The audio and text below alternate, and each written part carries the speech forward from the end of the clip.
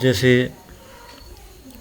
Last lecture में हमने बताया था कि हमारे पास जो क्वाड्रुपोल मोमेंट है किसी न्यूक्लियस का, वो डिसाइड करता है कि हमारे पास वो न्यूक्लियस स्फेरिकल शेप का होगा या इलिप्टिकल शेप का होगा। तो इलिप्टिकल शेप में भी दो तरह की शेप्स हमारे पास होती हैं, एक प्रोलेट एक ऑबलेट। तो यहाँ पे हम देख रहे हैं कि क्वाड्रुपोल मोमेंट का जो एक्सप्रेशन हमारे पास आता है वो E/2 3z² माइनस r² हमारे पास है। तो ये जो डिफरेंस है हमारे पास क्वाड्रुपोल मोमेंट है, इस डिफरेंस की वजह से हम क्या बोलेंगे, क्वाड्रुपोल मोमेंट की कुछ वैल्यू हमारे पास बच जाती है। तो इसलिए हम क्या बोलते हैं कि न्यूक्लियस का जो होता है वो हमारे पास एक फाइनाइट क्वाड्रुपोल मोमेंट होता है। कब? जब प्रोटॉन्स हमारे जो है असिमेट्रिकल प्लेस्ड हमने किए होते हैं अबाउट द ओरिजिन। तो ये जो हमने आर्टिकल किया था इसमें हमने देखा था कि जो हमारे पास प्रोटॉन था वो यहाँ O' पॉइंट पे था और ओरिजिन हमारे पास यहाँ पे O पे हम जो ओरिजिन लेते हैं। तो ओरिजिन के अबाउट डिफरेंट लोकेशन पे हमारे पास अगर प्रोटॉन्स रहते हैं तो हम क्या बोलते हैं कि न्यूक्लियस के केस में क्वाड्रुपोल मोमेंट की कुछ वैल्यू होती है अगर जो प्रोटॉन है वो असिमेट्रिकल हम प्लेस करें। तो अगर उनकी जो प्लेसमेंट है वो अगर असिमेट्रिकल है तब उस न्यूक्लियस का क्वाड्रुपोल मोमेंट होता है। लेकिन अगर उसके प्रोटॉन सिमेट्रिकली हमारे पास जो डिस्ट्रीब्यूट हैं तो उस केस में क्वाड्रुपोल मोमेंट की वैल्यू 0 होती है। और जब क्वाड्रुपोल मोमेंट की वैल्यू 0 होती है तो हम बोलते हैं कि वो न्यूक्लियस स्फीरिकल शेप का है। लेकिन जब क्वाड्रुपोल मोमेंट की वैल्यू पॉजिटिव या नेगेटिव होती है तो उस केस में हमारे पास जो न्यूक्लियस है वो अदर देन स्फीरिकल शेप हमारे पास होता है, मतलब कि वो इलिप्टिकल प्रोलेट या ऑबलेट शेप का हमारे पास होता है।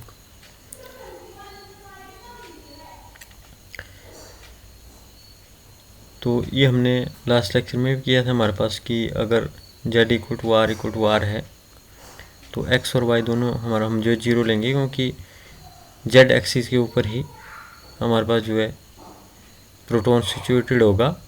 तो उस केस में हम जो है z को r और इक्वल टू न्यूक्लियर रेडियस के बराबर लेंगे। तो उस केस में q हमारे पास ER² आएगा। लेकिन अगर जो प्रोटॉन है अगर न्यूक्लियर इक्वेटर पे हमारे पास है, मतलब कि z = 0 पे है, तो उस केस में r हम लेते हैं तो q हमारे पास जो -1/2 ER² हमारे पास होगा। तो ये हमारे पास जो है चार्ज डिस्ट्रीब्यूशन के दो केस थे कि जो प्रोटॉन है वो हमने इस तरह से डिस्ट्रीब्यूट किए हुए हैं कि अगर वो z एक्सिस की तरफ हैं तो उस केस में x y 0 होंगे, और अगर वो इक्वेटर पे हैं, न्यूक्लियर इक्वेटर पे हैं, तो उस केस में z हम 0 लेंगे और r हम जो है r के बराबर लेंगे। मतलब कि for a symmetric nucleus net quadrupole moment is 0। अगर हमारे पास असिमेट्रिक न्यूक्लियस है तब तो क्वाड्रुपोल मोमेंट नॉन जीरो होता है। लेकिन अगर सिमेट्रिकल न्यूक्लियस हमारे पास हो तो उस केस में क्वाड्रुपोल मोमेंट की वैल्यू 0 होती है। And nucleus has non zero quadrupole moment if there are one or more protons in addition to the symmetrical distribution. तो अगर हमारे पास कोई न्यूक्लियस सिमेट्रिक भी है और उसकी सिमेट्रिक शेप के अलावा वहाँ पे हमारे पास एक या एक से ज़्यादा ऐसे प्रोटॉन्स हैं जो कि असिमेट्री बना रहे हैं, तो उस केस में क्वाड्रुपोल मोमेंट की वैल्यू हमारे पास कुछ होती है, मतलब नॉन जीरो होती है। तो हम बोलते हैं कि क्वाड्रुपोल मोमेंट उस केस में नॉन जीरो होता है। और जो पॉजिटिव या नेगेटिव वैल्यू है क्वाड्रुपोल मोमेंट की, वो प्रोटॉन की पोजीशन पे डिपेंड करती है कि प्रोटॉन हमारे पास जो है ओरिजिन से कहाँ है या किस जगह पे है। Positive and negative moment of a nucleus are corresponding to an elongation of the nuclear charge distribution. तो जो इलोंगेटेड शेप है न्यूक्लियस की, मतलब वो प्रोलेट है या ऑबलेट है, वो डिपेंड करती है हमारे पास कि हमारे पास जो क्वाड्रुपोल मोमेंट है वो पॉजिटिव है या नेगेटिव है। बोलते कि अगर हमारे पास कोई न्यूक्लियस स्फेरिकली सिमेट्री का है तो उस केस में हम क्या बोलते हैं कि x is equal to Y equal to Z, मतलब जो तीनों साइडों का डिस्टेंस होगा चार्ज डिस्ट्रीब्यूशन का हमारे पास सेम होगा, x equal to Y equal to Z, तो इसलिए X square equal to Y square will be equal to Z square. तो आर स्क्र हमारे पास क्या बनेगा, X square plus Y square plus Z square, तो तीनों ही बराबर हैं, तो इसलिए हम क्या बोलेंगे कि ये हमारे पास बनेगा 3z स्क्र, आर स्क्र बन जाएगा 3z स्क्र। और अब अगर हम जो क्वाड्रुपल मोमेंट का फॉर्मूला है उसकी वैल्यू में उसमें ये वैल्यू पुट करेंगे e/2 3z square minus 3z square, तो क्वाड्रुपल मोमेंट हमारे पास जो है यहाँ पे 0 आता है। तो हम क्या बोलते हैं कि अगर स्फीरिकल चार्ज डिस्ट्रीब्यूशन है कि चार्ज जो है हर एक साइड में तीनों साइडों में हमारे पास जो इक्वली डिस्ट्रीब्यूट है, तो वो न्यूक्लियस हमारे पास जो सिमेट्रिक होगा, तो इलेक्ट्रिक क्वाड्रुपल मोमेंट उस केस में 0 होगा, तो वो न्यूक्लियस स्फीरिकल शेप का होगा। तो इसलिए हम बोलते हैं कि जब क्वाड्रुपल मोमेंट 0 होता है तो न्यूक्लियस जो है स्फीरिकल शेप का हमारे पास होता है।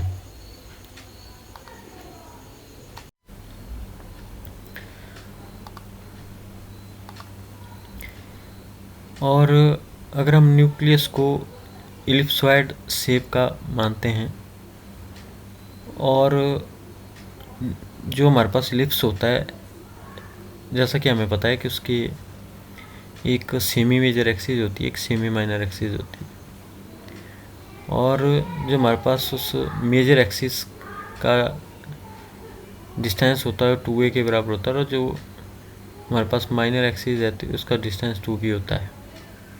तो पता है इन b और a के बेस पे भी हम क्वाड्रुपल मोमेंट को फाइंड आउट करते हैं, और क्वाड्रुपल मोमेंट की वैल्यू हमारे पास होती है 2/5z b square minus a square.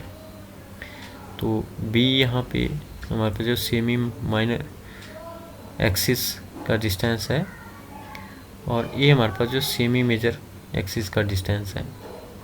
तो ये फार्मूला भी हम क्वाड्रुपल मोमेंट को निकालने के लिए कई बार यूज़ करते हैं, और इसकी जो डेरिवेशन है वो हम यहाँ पे नहीं करते, इसकी एक सेपरेट डेरिवेशन है। क्वाड्रुपल मोमेंट को हम कैलकुलेट करते हैं on the behalf of semi major axis and semi minor axis distance b and a। तो क्वाड्रुपल मोमेंट होता है 2/5z b square minus a square. तो z यहाँ पे जो होता है ये हमारे पास डिस्टेंस नहीं होता, ये हमारे पास एटॉमिक नंबर होता है उस न्यूक्लियस का जो न्यूक्लियस हम कंसीडर करते हैं। तो z is the atomic number और the charge number of the nucleus. तो हमारे पास जो इलेक्ट्रिक क्वाड्रुपल मोमेंट होता है वो 10⁻30 मीटर टू 10⁻28 मीटर स्क्वायर के बीच में होता है, which is the order of the nuclear area. तो जो न्यूक्लियस का एरिया हमारे पास होता है वो जनरली हम जो है बार्न्स में लेते हैं, बार्न्स यूनिट होते हैं उसके, तो वो नियरली हमारे पास 10⁻28 मीटर स्क्वायर के आसपास होते हैं। तो क्वाड्रुपल मोमेंट भी उसी रेंज में लगभग जो है लाई करता है, और ये हमारे पास on the behalf of semi major and semi minor axis हम न्यूक्लियस को यहाँ पे ले रहे हैं। तो यहाँ पे ये जो हॉरिजॉन्टल डिस्टेंस है न्यूक्लियस के लेफ़्ट से राइट तक का, इसको हम 2a डिस्टेंस लेते हैं, और ये जो टॉप टू बॉटम डिस्टेंस है इसको हम 2b लेते हैं। तो अगर a और b दोनों बराबर होते हैं या 2a इक्वल टू 2b हमारे पास होता है, तो हम क्या बोलेंगे कि न्यूक्लियस स्फीरिकल शेप का होता है, और उस केस में क्वाड्रुपल मोमेंट जो है 0 होता है। लेकिन जो सेमी मेजर एक्सिस है वो बड़ी होती है और सेमी माइनर एक्सिस हमारे पास छोटी होती है, मतलब 2a is greater than 2b, और हम क्या बोल देंगे कि a is greater than b। तो उस केस में जो q है वो हमारे पास जो नेगेटिव वैल्यू यहाँ पे आती है। तो आप इस एक्सप्रेशन से भी यहाँ पे देख सकते हैं। तो इस एक्सप्रेशन से भी हम b और a की वैल्यू के हिसाब से यहाँ पे डिस्टेंस निकाल लेते हैं। तो अगर यहाँ पे a बड़ा होगा b से, तो यहाँ पे नेगेटिव वाली टर्म बड़ी होगी, तो हमारे पास क्वाड्रुपल मोमेंट नेगेटिव आएगा। लेकिन अगर b बड़ा होगा a से, तो ये क्वाड्रुपल मोमेंट हमारे पास जो पॉजिटिव आएगा। तो यहाँ पे अगर a बड़ा है b से, तो इसलिए क्वाड्रुपोलर मोमेंट नेगेटिव होगा।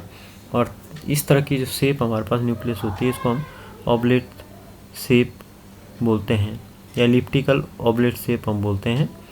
लेकिन जब सेमी मेजर एक्सिस छोटी होगी और सेमी माइनर एक्सिस बड़ी होगी तो 2a will be less than 2b, मतलब a will be less than b, तो उस केस में q हमें जो है पॉजिटिव मिलता है। तो जब a हमारे पास जो छोटा होता है और b बड़ा होता है तो q हमारे पास जो पॉजिटिव आता है, तो उस केस में जो हमारे पास शेप बनती है q पॉजिटिव के लिए, वो उसको हम जो है प्रोलेट न्यूक्लियर शेप का नाम देते हैं। तो पिछली क्वेश्चन है जैसा कि मैंने बोला कि a=b अगर होता है तो क्वाड्रुपोलर मोमेंट 0 होता है, न्यूक्लियस स्फीरिकल शेप का होता है। लेकिन अगर a>b है तो q नेगेटिव होता है, न्यूक्लियस ऑब्लेट शेप का होता है। अगर a<b है तो q पॉजिटिव होता है, न्यूक्लियस इज प्रोलेट। तो दोबारा से वही रिवीजन यहाँ पे किया हुआ है। फिर नेक्स्ट हमारे पास टॉपिक आता है आइसोटोप्स, आइसोटोन्स एंड आइसोबार्स। तो ये हमने पहले भी पढ़े होते हैं लोअर क्लासेस में। तो अगर हम आइसोटोप्स की बात करते हैं तो बोलते हैं कि आइसोटोप्स हमारे पास एक ही एटम के एक ही एलिमेंट के हमारे पास एटम होते हैं जिनमें कि सेम एटॉमिक नंबर होता है लेकिन मास नंबर डिफरेंट होता है। तो जिन एलिमेंट का एटॉमिक नंबर हमारे पास सेम हो लेकिन मास नंबर डिफरेंट हो, ऐसे एलिमेंट्स को हम जो है आइसोटोप्स बोलते हैं। या हम इस केस में क्या बोलेंगे कि एटॉमिक नंबर का मतलब होता है नंबर ऑफ प्रोटॉन्स। तो जिन न्यूक्लियस में नंबर ऑफ प्रोटॉन्स हमारे पास न्यूक्लियस के अंदर सेम हो लेकिन मास नंबर डिफरेंट हो। अब ऐसा कैसे हो सकता है? जब हमारे पास नंबर ऑफ प्रोटॉन दोनों में सेम है और मास नंबर डिफरेंट है तो उसका मतलब प्रोटॉन तो सेम हो गए, तो मास कैसे डिफरेंट होगा? उन दोनों में न्यूट्रॉन्स नंबर भी डिफरेंट होंगे। तो इसलिए हम क्या बोलेंगे कि जो हमारे पास आइसोटोप होते हैं उनमें नंबर ऑफ प्रोटॉन तो होते हैं इक्वल, लेकिन नंबर ऑफ न्यूट्रॉन्स दोनों में ही हमारे पास जो डिफरेंट होते हैं, दोनों में नंबर ऑफ न्यूट्रॉन्स हमारे पास सेम नहीं होते। तो इसलिए हम आइसोटोप्स बोल सकते हैं। आइसोटोप्स हमारे पास ऐसे एलिमेंट होते हैं जिनमें नंबर ऑफ न्यूट्रॉन्स सेम नहीं होते लेकिन नंबर ऑफ प्रोटॉन सेम होते हैं। या दूसरे में हम क्या बोलते हैं, ऐसे एलिमेंट जिनका एटॉमिक नंबर तो सेम होता है लेकिन मास नंबर दोनों का डिफरेंट होता है। तो this difference occurs due to the difference of neutrons in both the nuclei. Thus isotope differ only as regards the number of neutrons inside the nuclei। तो इसलिए आइसोटोप्स में फ़र्क क्या होता है, हमें बोल सकते हैं कि उनमें सिर्फ न्यूट्रॉन्स का फ़र्क होता है। एक में न्यूट्रॉन कुछ और होते हैं, दूसरे में न्यूट्रॉन कुछ और होते हैं, तभी जो हमारे पास मास बनता है प्रोटॉन प्लस न्यूट्रॉन से। तो अगर न्यूट्रॉन्स डिफरेंट होंगे तो नेचुरली मास नंबर भी दोनों का डिफरेंट होगा। बोलता है as the atomic number is same they occupy the same position in the periodic table. और ये जो आइसोटोप्स होते हैं ऐसा नहीं कि इनके लिए पीरियोडिक टेबल में कोई स्पेशल पोजीशन डिफाइन होती है। तो होता है पीरियोडिक टेबल में वो जहाँ पे वो एलिमेंट लाई करता है वो वहीं पे हमारे पास होता है, क्योंकि एटॉमिक नंबर तो दोनों का सेम होगा। तो इसलिए जिस ग्रुप में आपका जैसे मान लो कार्बन लाई कर रहा है तो कार्बन पीरियोडिक टेबल में वहीं पे हमारे पास आएगा। तो आइसोटोप्स की जो होती है वो केमिकल प्रॉपर्टीज़ सेम होती है। बोलता है such elements can not be separated by chemical means. हम ऐसा नहीं कर सकते कि एक जो हमारे पास न्यूक्लियस है वो कोई और केमिकल रिएक्शन करता है और उसका जो दूसरा आइसोटोप है वो कोई और केमिकल रिएक्शन करता है। तो केमिकल प्रॉपर्टीज़ हमारे पास आइसोटोप्स की सेम होती है। सच element can not be separated by chemical means. तो हम बाय यूजिंग केमिकल मेथड हम उनको डिफ्रेंशिएट नहीं कर सकते जो आइसोटोप्स होते हैं। And different technique having developed for their separation and study of their relative abundance. ना ही हमारे पास कोई ऐसी टेक्निक है कि हम केमिकली उनको बताएं कि ये वाला आइसोटोप है और दूसरा हमारे पास जो है ये वाला आइसोटोप है। और अगर हम एग्जांपल्स की बात करें तो हमारे पास कुछ एग्जांपल्स हैं आइसोटोप के, जैसे ऑक्सीजन के जो है यहाँ पे 3 आइसोटोप हैं और इनका एटॉमिक नंबर ऑक्सीजन का 8 होता है, लेकिन जो मास नंबर है एक का 16 है आइसोटोप का, दूसरे का 17 है और तीसरे का 18 है। तो हम यहाँ पे क्या बोलेंगे कि पहले वाले में न्यूट्रॉन हो जाएंगे 16-8, 8 न्यूट्रॉन है, और दूसरे में हो जाएंगे 17-8। तो इसमें हमारे पास जो 9 न्यूट्रॉन है और इसमें हमारे पास जो है 8 ऑक्सीजन, 18 में 10 न्यूट्रॉन है, क्योंकि 18-8 वो हमारे पास जो है 10 न्यूट्रॉन होंगे। तो जैसा हमने बताया था कि हमारे पास जो मास नंबर होता है वो होता है सम ऑफ न्यूट्रॉन एंड प्रोटॉन। तो प्रोटॉन यहाँ पे 8 हैं और मास नंबर 16 है, तो इसलिए हमारे पास n अगर a होता है z प्लस n के बराबर, तो n हमारे पास क्या बनेगा a माइनस जेड, मतलब 16-8। तो उस तरह से क्लोरीन के भी 2 आइसोटोप हम जनरली ऑब्जर्व करते हैं, एक 17 क्लोरीन 35 और एक 17 क्लोरीन 37। तो दोनों की मास नंबर में फ़र्क है, एक का 35 है दूसरे का 37 है। उसी तरह से लेड के भी हमारे पास जो 3 आइसोटोप हैं, लेड 206, लेड 207, लेड 208, और लेड का जो एटॉमिक नंबर होता है वो 82 हमारे पास होता है। तो तीनों आइसोटोप का एटॉमिक नंबर तो हमारे पास सेम होगा, लेकिन मास नंबर डिफरेंट होगा, इसलिए एक का 206, एक का 207, एक का 208। और जो सबसे स्टेबल हमारे पास जो लेड का आइसोटोप होता है वो लेड 82-208 हमारे पास होता है। तो बोलते हैं कि आइसोटोप्स की केमिकल जो प्रॉपर्टीज़ होती है वो सेम होती है, लेकिन न्यूक्लियर प्रॉपर्टीज़ दोनों की ही हमारे पास जो डिफरेंट होती है। और इसी तरह से अगर हम बात करें Na2122 is found to decay by positron emission. तो जो हमारे पास सोडियम 1122 है वो जब डीके करता है तो पॉजिट्रॉन उसमें से निकलता है, लेकिन सोडियम 1123 इज़ स्टेबल। तो सोडियम का जो 1123 है वो हमारे पास एक स्टेबल आइसोटोप होता है, और जो 11 सोडियम 24 है it is decay by beta minus beta emission. तो बीटा एमिशन के साथ 11 सोडियम 24 डीके करता है। तो इसलिए हम क्या बोलेंगे कि तीनों आइसोटोप हैं, इनकी न्यूक्लियर प्रॉपर्टीज़ डिफरेंट है। न्यूक्लियर प्रॉपर्टी मीन एक तो जब डीके करता है तो पॉजिट्रॉन निकलता है, दूसरा जब डीके करता है तो इलेक्ट्रॉन निकलता है, और तीसरा जब डीके यहाँ पे करता है तो यहाँ पे जो तीसरा आइसोटोप होता है वो हमारे पास जो स्टेबल होता है 11 sodium 23। It is a stable isotope of sodium. तो these are the 3 isotopes of sodium in which we consider that these all 3 have same chemical properties but different nuclear properties. After this we study about isotones. तो जैसा कि नाम से ही पता चलता है isotones, tones जैसे कि न्यूट्रॉन्स। तो आइसोटोन्स हमारे पास ऐसे एटम होते हैं जिनका कि एटॉमिक नंबर भी डिफर कर सकता है, मास नंबर भी डिफर कर सकता है, लेकिन जो नंबर ऑफ न्यूट्रॉन्स होते हैं उनमें वो हमारे पास जो सेम होते हैं। तो जैसे हम देख रहे हैं 8, 16 और 7, 15 एंड 6, 14। तो अगर यहाँ पे आप n की वैल्यू निकालो न्यूट्रॉन नंबर की, तो वो हमारे पास होता है a माइनस जेड। तो a है 16 और z है 8, तो यहाँ पे न्यूट्रॉन नंबर बनेगा 8।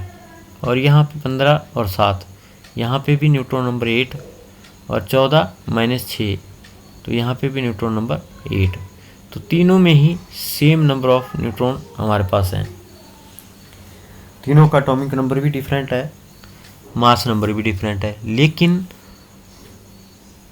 और साथ में हमारे पास जो नंबर ऑफ प्रोटॉन है वो भी तीनों में डिफरेंट है, लेकिन जो न्यूट्रॉन नंबर है वो तीनों में ही सेम होते हैं। तो ऐसे एलिमेंट जिनमें नंबर ऑफ न्यूट्रॉन्स हमारे पास सेम होते हैं, ऐसे न्यूट्रॉन को हम आइसोटोन्स का नाम देते हैं। और फिर हमारे पास नेक्स्ट आता है आइसोबार्स। तो होता है हमारे पास ऐसे एटम जिनका कि मास नंबर हमारे पास सेम हो लेकिन एटॉमिक नंबर डिफरेंट हो, तो ऐसे एलिमेंट को हम जो है आइसोबार का नाम देते हैं। तो उनमें सेम नंबर ऑफ न्यूक्लियॉन्स हमारे पास होते हैं, न्यूट्रॉन और प्रोटॉन। तो बोलता है इसलिए इनका जो एटॉमिक वेट होता है वो भी हमारे पास जो है सेम होता है।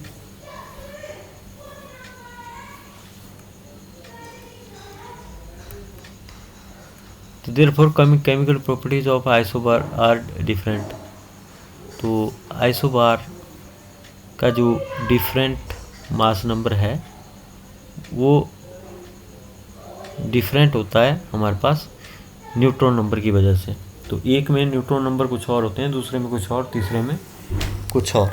तो ये 3 एग्जाम्पल हैं। तो ये क्वेश्चन विद एग्जाम्पल जो है पेपर में पूछा जाता है कि what do mean by isotopes, isotones and isobars, discuss with examples. तो एग्जाम्पल भी आपको यहाँ पे देने पड़ते हैं। तो आइसोबार होते हैं जिनका कि एटॉमिक नंबर डिफरेंट होता है लेकिन हमारे पास जो मास नंबर है वो सेम होता है। तो they have the same number of nucleons, neutron plus proton in their nuclei and they have same atomic weight। तो यहाँ पे हम देख सकते हैं कि ये हमारे पास जो है डिफरेंट एग्जांपल्स हैं आइसोबार्स के। और आइसोबार्स की जो केमिकल प्रॉपर्टीज होती हैं वो हमारे पास डिफरेंट है। क्योंकि पीरियोडिक टेबल में इनकी जो जगह है वो अलग अलग है। एक आर्गन है, दूसरा कैल्शियम है। आर्गन का एटॉमिक नंबर 18 है, कैल्शियम का हमारे पास 20 है। तो पीरियोडिक टेबल में जो एलिमेंट हमारे पास होते हैं उनकी जो केमिकल प्रॉपर्टी है वो डिफ़र करती है। तो इनकी लोकेशन अगर डिफरेंट है तो हम बोलेंगे कि केमिकल प्रॉपर्टी हमारे पास जो यहाँ पे डिफरेंट होती है। उसी तरह से हमारे पास 32 जर्मेनियम है, 34 सिलिकॉन है। तो यहाँ भी हमारे पास जो नंबर ऑफ न्यूट्रॉन है वो 44 है। और यहाँ भी हमारे पास जो नंबर ऑफ न्यूट्रॉन है वो भी हमारे पास यहाँ पे सिलिकॉन के केस में हमारे पास जो है सेम होंगे।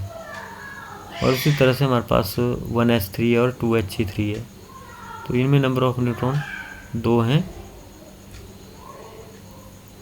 इसमें भी हमारे पास नंबर ऑफ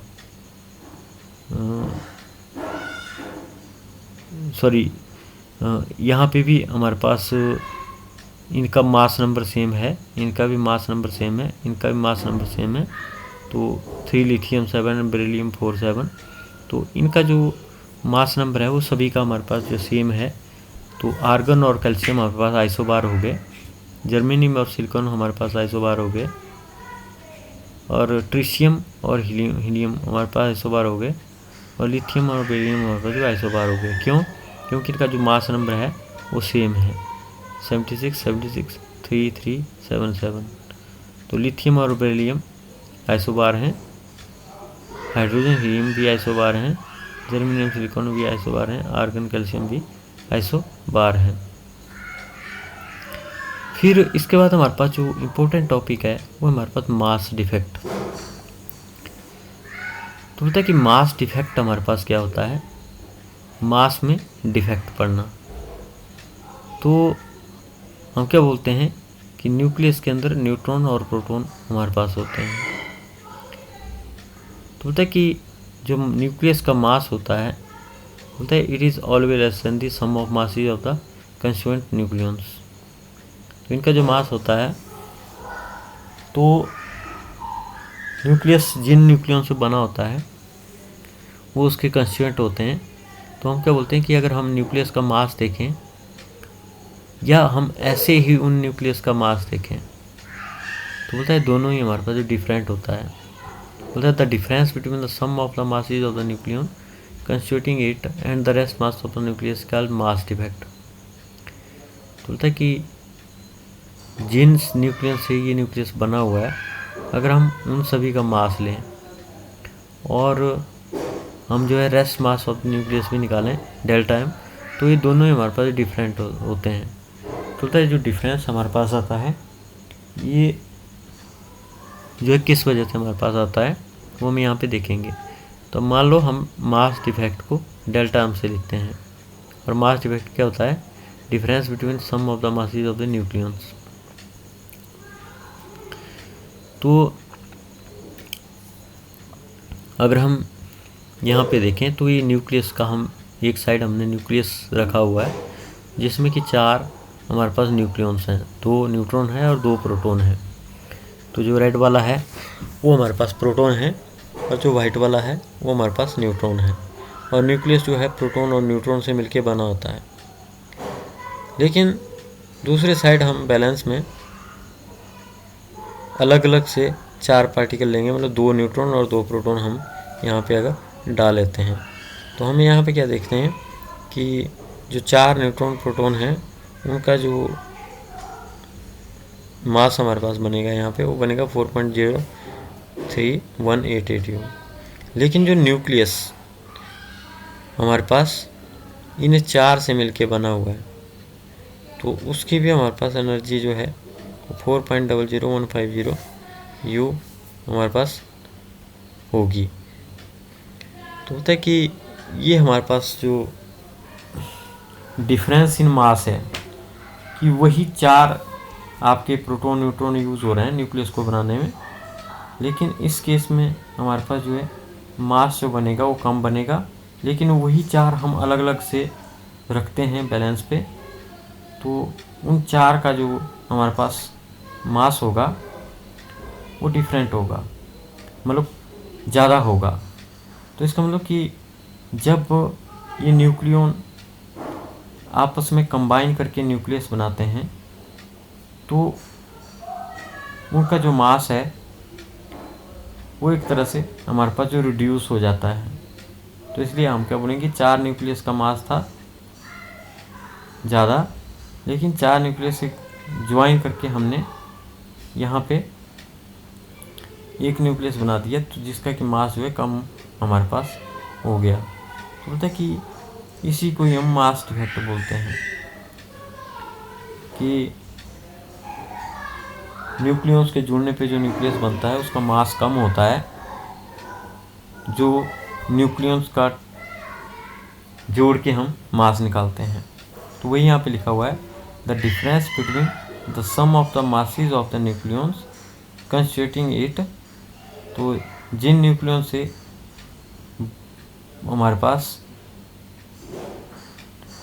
न्यूक्लियस बना होता है अगर हम उनका मास लें और हम रेस्ट मास ऑफ न्यूक्लियस अगर लें तो उसको हम जो है मास डिफेक्ट यहाँ पे बोलते हैं। तो मान लो Mp जो है प्रोटॉन का मास है, Mn न्यूट्रॉन का मास है और M nucleus mass of the nucleus है, N equal to number of nucleon, Z equal to number of protons. तो टोटल नंबर ऑफ न्यूक्लियस हमारे पास जो ये होते हैं। तो इस केस में जो मास डिफेक्ट हमारे पास बनेगा वो मास डिफेक्ट बनेगा ZMP plus A minus ZMN minus mass of the nucleus. मतलब क्या हुआ कि हमने उस न्यूक्लियस में मान लो 2 प्रोटॉन थे तो यहाँ पे Z आ गया 2, तो 2MP मतलब 2 प्रोटॉन का mass plus A minus Z into MN। तो यहाँ पे नंबर ऑफ न्यूट्रॉन न्यूक्लियस में कितने होंगे, जैसे यहाँ पे 2 हैं, लेकिन फॉर्मूले के अकॉर्डिंग जो हमारे पास A होता है वो N प्लस Z होता है। तो हमारे पास यहाँ पे जो A माइनस Z है वो हमारे पास नंबर ऑफ न्यूट्रॉन है। तो ये हमारे पास मास ऑफ द न्यूट्रॉन है। तो जितने हमारे पास जो नंबर ऑफ न्यूट्रॉन होंगे, हम उसको एक न्यूट्रॉन के मास से अगर मल्टीप्लाई कर देते हैं तो टोटल न्यूट्रॉन्स का मास हमारे पास आएगा। उस तरह से जब हम जेड प्रोटॉन है किसी न्यूक्लियस में और एक प्रोटॉन का मास mp है, तो सभी प्रोटॉन का मास यहाँ पे जेड mp हमारे पास बनेगा।